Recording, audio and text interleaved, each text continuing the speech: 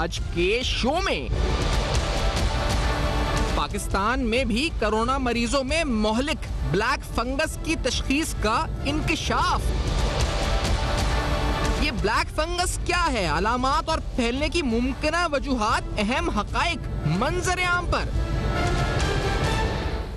अस्सलाम वालेकुम। बस पर्दा हकाइक सनसनीखेज इंकशाफात प्रोग्राम बेनकाब में हूँ आपके साथ सिफान खान। कोरोना वायरस और इसके हवाले से हालिया रिस्ट्रिक्शंस सूबा सिंध में जिनका इतलाक जो है वो हो रहा है, और हम देख रहे हैं कि जो मर्ज़ है वो बिलखुसूस सूबा सिंध के अंदर जो केसेस हैं उनकी तादाद में इजाफा हो रहा है। लेकिन बड़े अहम सवालात हैं और कुछ अहम इन्वेस्टिगेशंस जो हम आपको दिखाएंगे आज प्रोग्राम में, कि हमने भारत से मवाजना करते हुए पाकिस्तान के हवाले से बिलखुसूस एक नई जो चीज़ सामने आ रही है वो ब्लैक फंगस है। ये ब्लैक फंगस है क्या आखिरकार, ये किसको हो सकता है, ये फंगस इन्फेक्शन किस तरह का है, इसके सिम्टम्स क्या हैं, ये क्यों हो रहा है लोगों को, किन लोगों को हो रहा है, ये बड़ा इंपॉर्टेंट सवाल है कि आखिरकार ये किसको होता है, ये कोविड पेशेंट को होता है या उस कोविड पेशेंट को हो रहा है जो सीरियस है, या ये किसी नॉर्मल आदमी को भी हो सकता है, और इससे बचने का तरीका क्या है जो सबसे बड़ी बात है, इलाज क्या है। क्योंकि रिसेंटली ये सवाल जहनों में इसलिए नाज़रीन आया हमारे कि कराची शहर में एक न्यूज़ आइटम बाकायदा के बड़े लीडिंग अखबार के अंदर लगी, जिसे बताया गया कि तकरीबन कराची शहर में 5 मरीज ब्लैक फंगस के, ये आप देख रहे हैं इस पर आर्टिकल, पाए गए एक आईसीयू के अंदर, एक लीडिंग हॉस्पिटल के, निजी अस्पताल के। और ये 12 या 13 मई की खबर है। और बिल्कुल ये खबर जब आई है तो उस पर शायद इतना सीरियसली उस वक्त हमने नहीं लिया, लेकिन क्या अब वक्त है कि एनसीओसी इस हवाले से कोई गाइडलाइंस बताए या लोगों को मुतला करे कि आखिर क्या हो रहा है, ये क्या मर्ज है ब्लैक फंगस और किस तरह होता है। क्योंकि भारत के अंदर काफ़ी सूरत हाल जो है इस पर मखदूश है ब्लैक फंगस के हवाले से। मैं अगर आपको रिपोर्ट्स बताता चलूँ जो भारत के अंदर केसेस हैं, जो एक दिन पहले तक भी केसेस हैं, गुजरात के अंदर 1163 केसेस हैं, महाराष्ट्र में तकरीबन 1500 केसेस हैं, इसी तरह मध्य प्रदेश में 575 केसेस हैं, हरियाणा में 268 के करीब केसेस हैं, दिल्ली के अंदर 203 केसेस हैं, यूपी के अंदर 170 के करीब केसेस हैं, बिहार में 103 केसेस हैं, और कर्नाटका में तकरीबन 9 केसेस हैं जो आप अपनी स्क्रीन पर इस वक्त देख रहे हैं, जो इस वक्त मुख्तलिफ भारत में सूरत हाल है। वहां पर वज़ीर आज़म जो उनके हैं नरेंद्र मोदी, उनकी तरफ से इसको भी एपिडेमिक डिक्लेयर किया गया। उन्होंने क्या कहा है सुनते हैं जरा कि भारत में ये ब्लैक फंगस क्या सूरत इख्तियार कर रहा है। Let's hear this. हमारी इस लड़ाई में अभी इन दिनों ब्लैक फंगस की एक और नई चुनौती भी सामने आई है।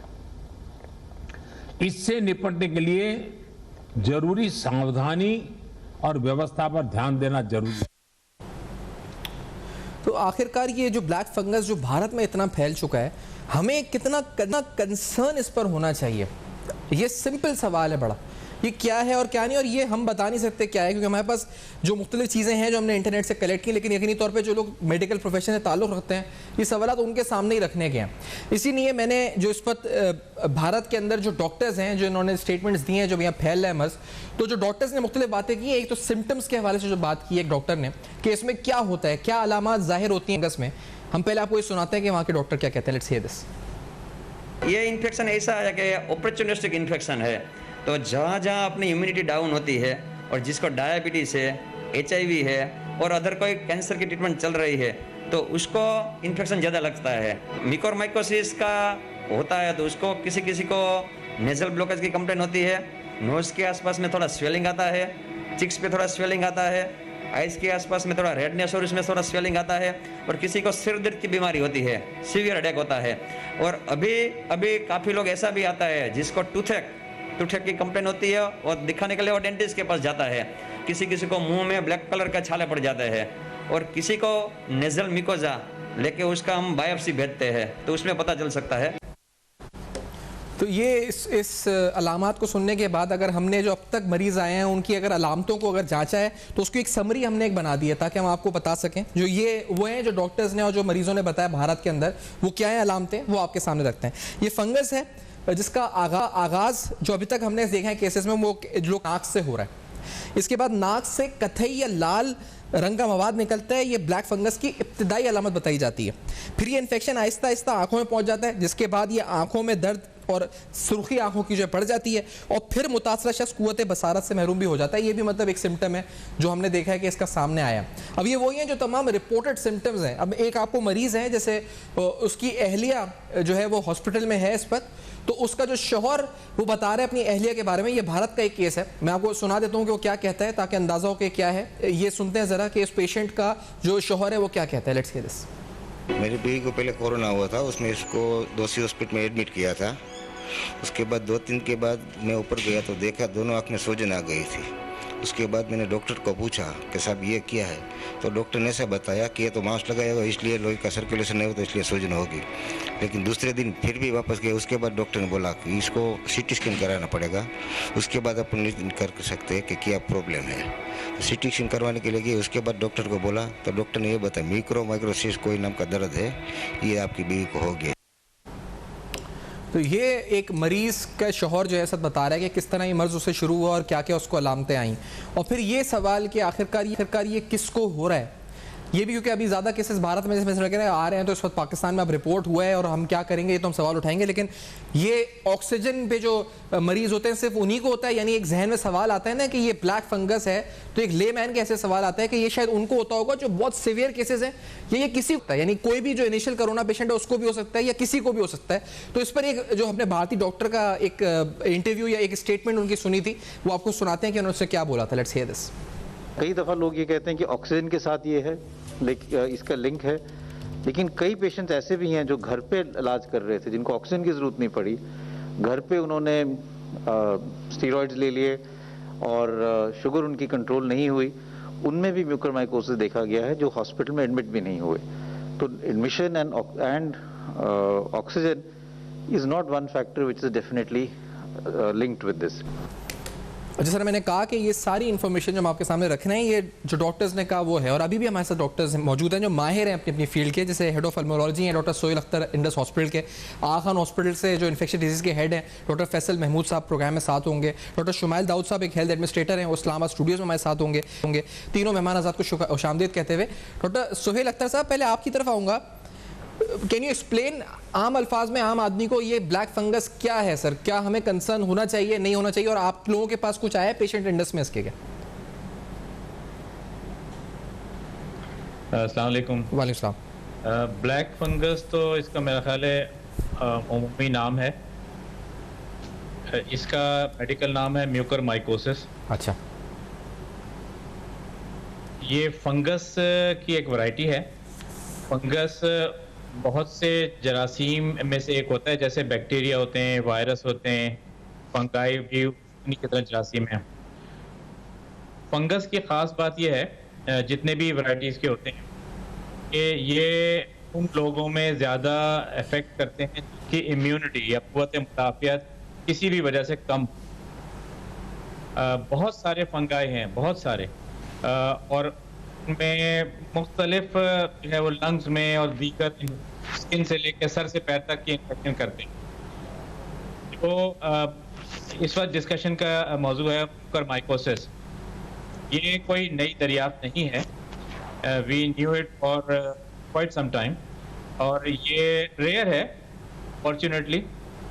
ये आम तौर पे उन पेशेंट्स को अफेक्ट करता है जो किसी भी वजह से जिनका इम्यूनिटी बहुत कम हो, ख़ास तौर पे डायबिटिक्स, डायबिटीज़ के पेशेंट, वो पेशेंट्स जो कॉर्टिकोस्टेरॉइड्स या कॉर्टिसोन जिसे कहते हैं, उनकी हाई डोज लॉन्ग पीरियड्स पे की वजह से, किसी भी वजह से, या कोई इम्यूनोसप्रेसिव ड्रग्स पर हों, जैसे मेरा ताल्लुक SIUT से भी है, वहाँ पे ट्रांसप्लांट के पेशेंट्स को इम्यूनोसप्रेसिव ड्रग जिन्हें पूरन लेना ही पड़ता है लाइफ लॉन्ग, में भी ये कॉमन होता है निस्बतन दूसरे मरीजों।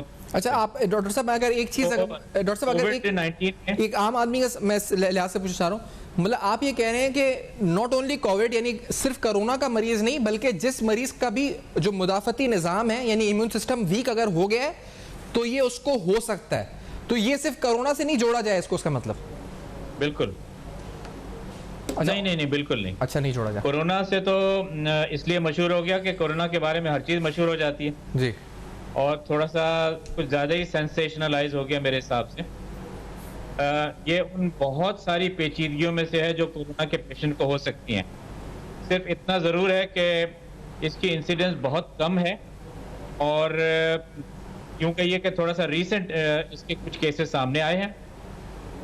इसका ताल्लुक ऑक्सीजन के इस्तेमाल से भी नहीं है, जैसा कि आपने क्लिप में दिखाया था। ये ज़रूर है कि कोरोना के पेशेंट्स को हाई डोज स्टेरॉइड कुछ पेशेंट्स को उनको देना पड़ता है जिनकी डिजीज बहुत सीवियर होती है, जिनको साइटोकाइन स्टॉर्म होता है, लंग्स में और दीगर ऑर्गन्स में इन्फ्लेमेशन बहुत रैम्पेंट होता है, तो मजबूरन उनके जान को बचाने के लिए, लंग्स को और दूसरे ऑर्गन्स को बचाने के लिए हाई डोज कॉर्टिकोस्टेरॉइड देने पड़ते हैं।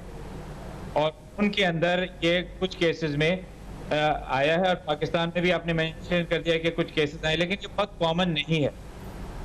और फॉर्चुनेटली कॉमन, इसलिए मैं फॉर्चुनेटली का लफ्ज़ इस्तेमाल करता हूँ कि ये लोकली इन्वेसिव होता है।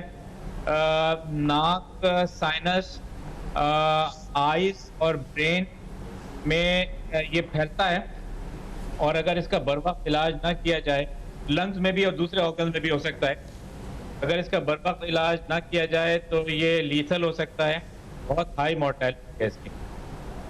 तो अच्छा, और ये एक चीज़ और इसकी वजाहत करते हुए कि ये किसको, यानी किस तरह से दूसरे इंसान को लग सकता है, यानी जिसकी इम्यूनिटी कम है, जिसका मुदाफ़ती निज़ाम कमज़ोर है, उसको क्या अगर मास्क पहने तो इससे बच सकता है, या वो किस तरीके से बच सकता है इस ब्लैक फंगस से, दूसरे आदमी से इसको ना लगे, वो क्या प्रोटोकॉल है जो उसको फॉलो करना चाहिए, जिसको कोविड हो चुका है या कोई भी बीमारी की वजह से उसका इम्यूनिटी सिस्टम वीक है? तो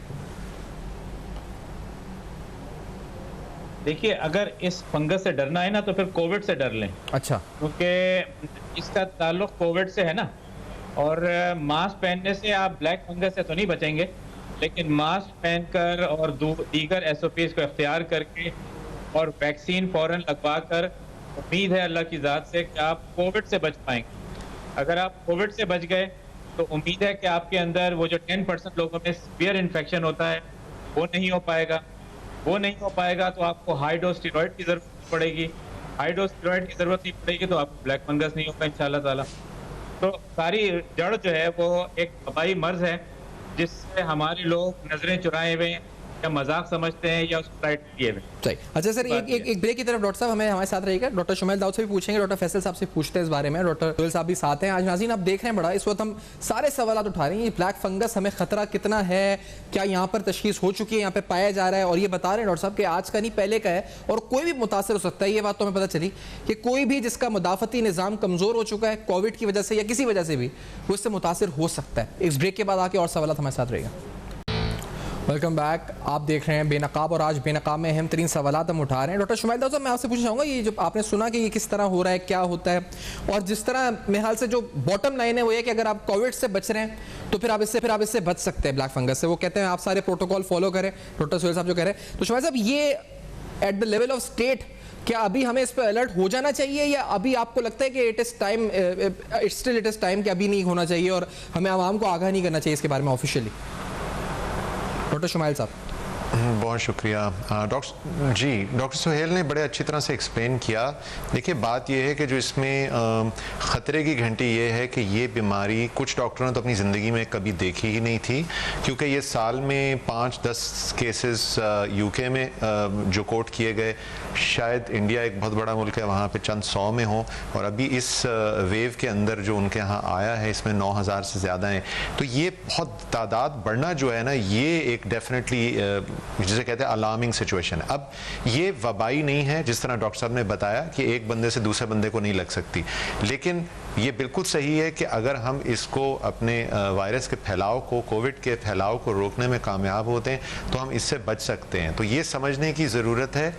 अब हम एज अ नेशन इसके बारे में जो दूसरी अहम चीज़ है वो समझना ये है कि ख़ुद जो हैं लोग जो हैं अगर घर में इलाज लेने की कोशिश करते हैं तो खुदा रहा वो यानी कि स्टेरॉइड्स का इस्तेमाल खुद ना करें, क्योंकि उसमें टाइट्रेट करने की ज़रूरत है, ख़ासतौर पे जो लोग डायबिटिक हैं। देखिए, पाकिस्तान और इंडिया में जो ये शुमैल साहब, ये जो आप कह रहे हैं ना कि स्टेरॉइड्स का इस्तेमाल ना करें, तो ये एक आम आदमी को तो नहीं पता स्टेरॉइड्स क्या हैं, और वो डॉक्टर ही बताता है कि वो ले लो, या वो खुद से ले लेता है जाके कि स्टेरॉइड के थोड़ा सा करो। एग्जैक्ट। तो स्टेरॉइड का इस्तेमाल होता क्यों है कोविड में, पहले बताएं, और कौन बोलता है कि करो स्टेरॉइड्स का इस्तेमाल?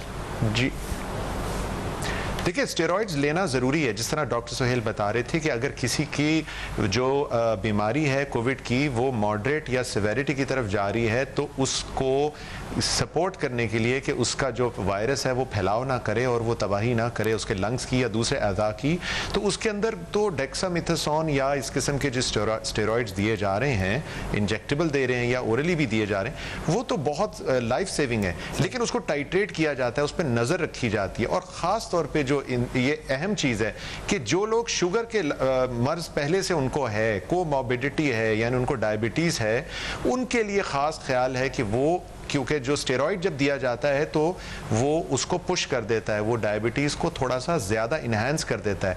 अब ये बीमारी जो फंगल ये बीमारी है ये हमारे इर्द गिर्द है, अपॉर्चुनिस्ट इन्फेक्शन के बारे में जिसने डॉक्टर साहब ने बताया, ये हमारे इर्द गिर्द है या हमारे हो सकता है जिस्म के अंदर भी हो।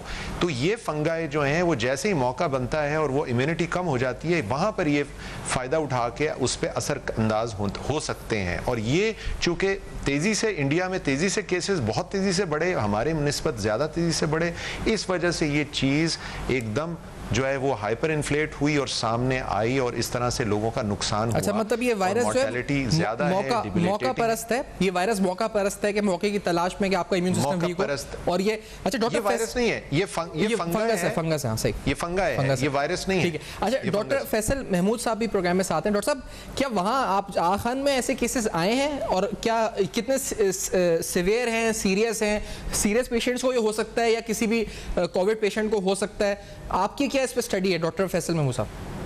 जी अस्सलाम वालेकुम। तो हमारे पास ये केसेस आए, कोविड से पहले भी आते रहे हैं और कोविड के साथ भी आए हमारे पास।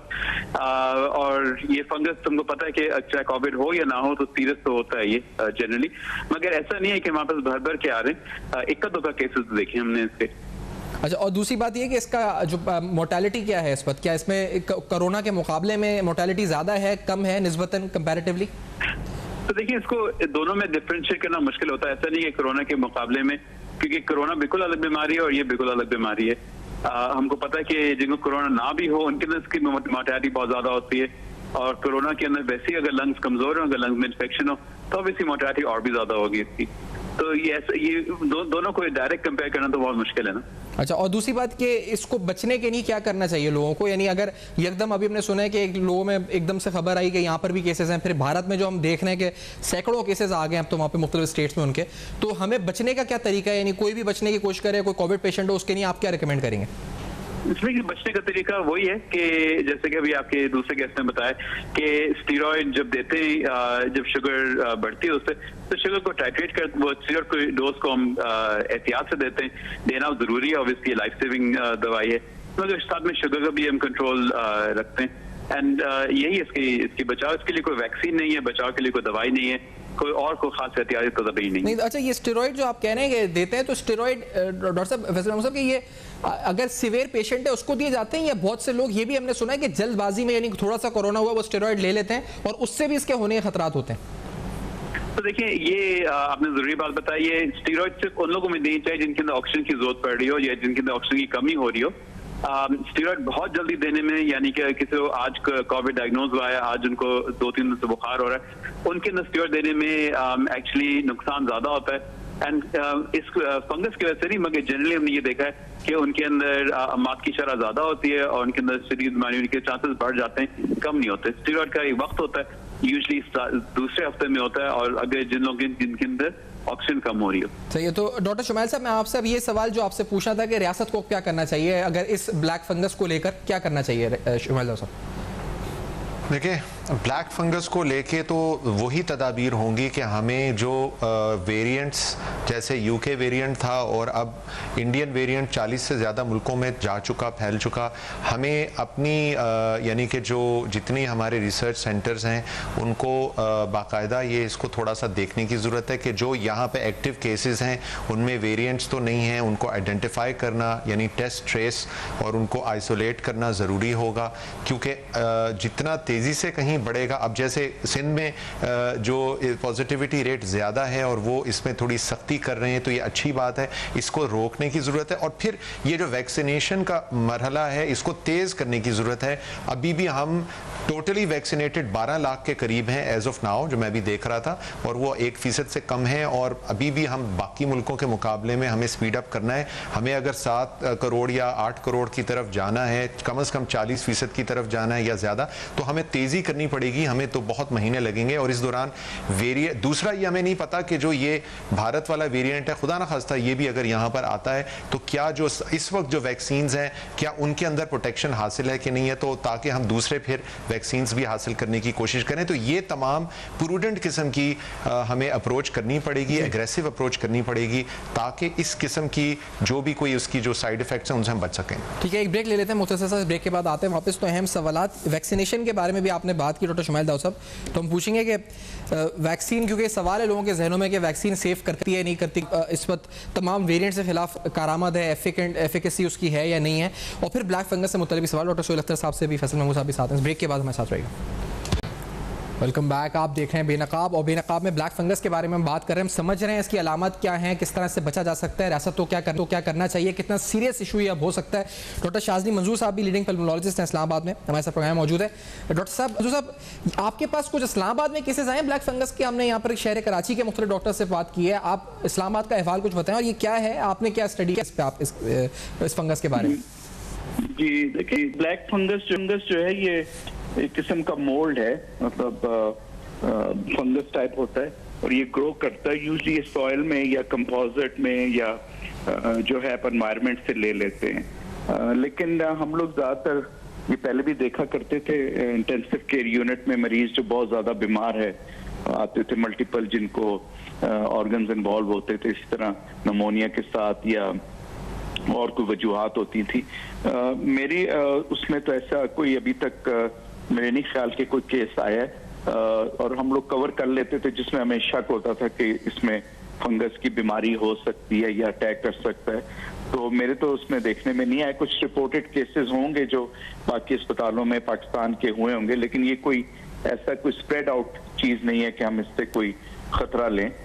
मतलब ये ऐसा नहीं है कि बिल्कुल ही फैल रहा है और हर जगह पे जा रहा है। तो वो केस टू केस हम देखते रहते हैं जिसमें हमें शक होता है कि मरीज की इम्यूनिटी कम है या उसको मल्टीपल मेडिकल प्रॉब्लम्स हैं, शुगर है या कुछ है, और जरा शक होता है तो वो उसको हम एंटी फंगल से कवर कर लेते हैं। सही। और डॉक्टर सोहेल अख्तर साहब, ये मुझे बता दें, क्योंकि दो सवाल, एक तो ये कि जो वैक्सीनेशन के बारे में शुमाइल दाऊद साहब कह रहे थे, ये तमाम वैक्सीन इफेक्टिव हैं सारे वेरिएंट्स के खिलाफ या नहीं है, या अभी प्रूव होना है ये बात? डॉक्टर सोहेल अख्तर साहब मुझसे पूछे वो बकरा सवाल। डॉक्टर सोहेल अख्तर स्टेरॉइड्स के बारे में एक बहुत अहम बात बताना चाह रहा हूँ। फरमाइए। स्टेरॉइड्स का जैसे डॉक्टर शुमाइल ने भी जिक्र किया, ओवर यूज बहुत है। अब लोगों ने, ऐसे डॉक्टर्स ने भी जिनको कोई एक्सपीरियंस नहीं है या लोगों ने खुद से स्टेरॉइड्स को लेना शुरू कर दिया है। और डॉक्टर फैसल ने भी बताया कि सिर्फ और सिर्फ स्टेरॉइड्स हम उस कैटेगरी के पेशेंट को देते हैं जिनकी बीमारी गले वगैरह से एडवांस होकर लंग्स तक पहुंचती है, और वो हाइपोक्सिक होते हैं, लो इन ऑक्सीजन होते हैं। तो उससे अलावा किसी मरीज को देना, माइल्ड केसेस को देने में बहुत खतरा है। सिर्फ ये ब्लैक फंगस, ढेरों किस्म के इन्फेक्शन स्टेरॉइड से हो सकते हैं। दूसरा अहम पॉइंट ये है, मैं डॉक्टर्स के लिए ये पेश करना चाहता हूँ जो इस प्रोग्राम को देखते हों, कि स्टेरॉइड्स का जहाँ पे ज़रूरी है इस्तेमाल तो हमें पता है, लेकिन बहुत हाई डोजेज में डॉक्टर्स दे रहे हैं और बहुत प्रोलॉन्ग पीरियड के लिए दे रहे हैं। सबकी बात मैं नहीं कर रहा, लेकिन जब ऐसे केसेस हमारे सामने आते हैं तो हमें हैरान होती है कि ये लोग क्यों इतने हाई डोज में इतने प्रोलॉन्ग पीरियड तक दे रहे हैं। और ये एक पॉसिबल वजह हो सकती है जिससे फंगस और भी ऑपर्चुनिस्टिक इन्फेक्शन होते हैं वो ज़्यादा तेजी से पेशेंट को अफेक्ट करें। यानी आप प्रॉब्लम कोविड से बचा रहे थे, रेस्पिरेटरी फेलियर से, हार्ट फेलियर से, पर से आपको इदाफी ऑपर्चुनिस्टिक इन्फेक्शन, फंगस है, निमोनिया है, इन्फेक्शन जो है ना वो गले पड़ते हैं। तो इसका आपको बहुत ध्यान करना चाहिए। अगर किसी डॉक्टर को इसका कोई तजुर्बा नहीं है तो बेहतर है किसी स्पेशलिस्ट तक रेफर करके या पूछ लें। आपने एक डॉक्टर इस्माइल से और भी बात की थी कि सिस्टम को क्या करना चाहिए। देखिए, मैं नहीं समझता कि गवर्नमेंट ने कोई इक़दाम कम किए हैं। वेबसाइट पर चले जाइए, गवर्नमेंट ऑफ पाकिस्तान के बड़ी बड़ी सोसाइटीज़ के इन्फेक्शस डिजीज सोसाइटी है, आपको तकरीबन सब गाइडलाइंस मिल जाएंगी। लेकिन अनफॉर्चुनेटली ये ट्रिकल डाउन नहीं हुई to the general doctor who is treating Covid. इसके नतीजे में हर चीज़ मौजूद है, तो लोग एक से दूसरे को, दूसरे से तीसरे को सुन के बगैर किसी कंफर्मेशन के कोविड ट्रीट कर रहे हैं। ये बहुत खतरनाक रविश है, जिससे बंदा बच भी सकता है और नुकसान भी हो सकता है। अच्छा, फिर मैं जो सवाल है ये आपके सवाल से जी, मैं जो मैंने पूछा था, मैं आपसे प्रोफेसर महमूद साहब दोनों की राय इस पे पूछना चाहूँगा, ये वेरिएंट्स में सारी इफेक्टिव है वैक्सीन? डॉक्टर सोहेल अख्तर साहब, पहले आप बताएं। अभी तक मेरा इस पे इतना स्टडी नहीं है कि कौन सी वैक्सीन किस वेरिएंट पे स्टडीड है, लेकिन जो हमारे पास लिमिटेड इंफॉर्मेशन फाइजर की, मॉडर्ना की मौजूद हैं, उसमें यह भी बताया गया, रिसेंट 2 दिन पहले की न्यूज़ है कि ये इंडियन वेरिएंट्स और दूसरे इससे पिछले वेरिएंट जो हैं के खिलाफ इफेक्टिव है। लेकिन मेरा ख्याल है इस सवाल के जवाब मुझसे बहुत बेहतर डॉक्टर फैसल महमूद दे सकते हैं। जो फैसल महमूद साहब, आपसे पूछना चाहूँगा, क्योंकि लोगों के जहनों में है ये सवालात कि ये जो variants British, Brazilian, south African मुख्तलिफ हैं, तो वैक्सीन सब पे इफेक्टिव हैं या इनकी एफिकेसी में फ़र्क है? शुक्रिया। डिपेंड करता है आप कौन सी वैक्सीन की बात कर रहे हैं, कौन सी वेरिएंट की बात कर रहे हैं। जैसे कि जो यूके वेरिएंट है उसके खिलाफ तकरीबन सारे वैक्सीन काम करते हैं। अच्छा। जो साउथ अफ्रीकन है उसके खिलाफ एस्ट्राजेनेका इतना बेहतर काम नहीं करता, और जो इंडियन वेरिएंट है उसके खिलाफ दोनों फाइजर, मॉडर्ना जैसे डॉक्टर ने बताया, और ऑल्सो एस्ट्राजेनेका भी काम करती है। और जो साइनोवैक और साइनोफार्म की बात करें जो यहाँ पे अवेलेबल है, उसके ऊपर इतनी तहकीक हुई नहीं है कि हम बता सकें। मगर एक चीज बहुत जरूरी है क्या ना कि देखिए, वैक्सीन अपनी जगह बहुत जरूरी है, सबको लगानी चाहिए, बहुत मौसर है खासतौर पर शदीद बीमारी से बचने के लिए। मगर वायरस से बचने के लिए कोई एक तरीका नहीं है। जब तक आप SOP फॉलो नहीं करेंगे, चाहे वैक्सीन लगाएं या ना लगाएं, SOP फॉलो करना फिर भी बहुत जरूरी है। सही। और ये भी बताते जाएंगे इस वक्त ये यहाँ पर लैग के साथ क्यों शहर कराची के केसेस बढ़ रहे हैं? क्योंकि आप यहाँ पर हैं कराची, मुझे बताएं कि पूरे मुल्क में हमने देखा कम हो रहे हैं और यहाँ पर अब बढ़ रहे हैं। यहाँ पे स्ट्रिक्ट मेजर्स हैं, 8 बजे आज भी बंद होनी है सब चीज़ें, मतलब बाहर नहीं लोगों को निकलने देना है। तो ये लेट क्यों हुआ है? आप कोविड टास्क फोर्स के मेंबर भी हैं, इसको क्या वजह क्या है इसकी यहाँ पर लैग के साथ केसेस बढ़ रहे हैं? ये तो देखिए, इसके 2-3 वजूहत हैं। एक तो ये कि पंजाब और PPK के अंदर जो केसेस हैं वो, या थर्ड वेव जो पहले आई थी, फिर अगर आपको याद पता है केसेस बहुत कम थे, और फिर वो केसेस अब यहाँ पे अब आना शुरू हुए हैं। तो एक तरह से हमारा वेव जो है वो थोड़ा सा पीछे है, देर से आ रहा है। दूसरे ये कि ऑब्वियसली बीच में ईद आ गई और ईद की वजह से दोबारा से लोगों ने बहुत ही बेहतयाती की है, जिससे केसेस में दोबारा इजाफा हमने देखा है। और वो ये है कि इंशाल्लाह थोड़ा सा और सख्त इंतजाम के साथ, एनालिसिस के साथ लोग अगर SOP फॉलो करें तो ये दोबारा से कम होंगे। ठीक है। और शुमाइल दास साहब, मैं आपसे लास्ट ही पूछूंगा कि इस वक्त आप यानी ये जो वैक्सीन की एफिकेसी के हवाले से है, अगर आपकी कोई इस पर राय है तो प्लीज़ बताइएगा मुख्तलिफ वेरिएंट्स पर। देखें, वो दोनों डॉक्टर हजरात ने बहुत अच्छी बात कर दी। मैं सिर्फ इसमें यही कहूँगा कि हमें अपनी खुद साख्ता, देखें UK में और मुल्कों में तो बहुत तहकीक हो रही है, हमें पाकिस्तान में अब तकरीबन 50 लाख के करीब पहुँच चुके हैं हम सिंगल डोज के लिहाज से। तो अब ये चूँकि बढ़ रहे हैं, तो हमें अपनी वैक्सीन के हवाले से अपनी नॉलेज के लिए ये तहकीक करनी ज़रूरी है, ताकि हम उसके जो खातिर ख्वाह इक़दाम हैं वो कर सकें और लोगों को प्रोटेक्शन जल्द से जल्द दे सकें। ठीक है, बहुत बहुत शुक्रिया आपने प्रोग्राम में ज्वाइन किया। डॉक्टर शुमाइल दाऊद साहब, डॉक्टर सोहेल अख्तर साहब, डॉक्टर फैसल महमूद साहब और शाज़ली मंजूर साहब, सारे लीडिंग डॉक्टर्स के साथ आज हमने प्रोग्राम किया है। पल्मोलॉजिस्ट, ICU स्पेशलिस्ट, मुख्तलिफ जो उस वक्त फील्ड से ताल्लुक़ रखते हैं हेल्थ की, और सवाल उठाया जी कि ये जो ब्लैक फंगस है, ये कैसा फंगस है, इंडिया में जो हो रही है सूरत हाल क्या खुदा न खास्ता यहाँ हो सकती है, हमें क्या करना चाहिए, किसको हो सकता है, अलामात क्या है और इलाज क्या है। फीडबैक आप दे सकते हैं हमारे फेसबुक, ईमेल्स और ट्विटर पर जो आपके सामने फ्लैश कर रहे हैं। देखते रहिएगा, अब तक अपना बहुत ख्याल रखिएगा।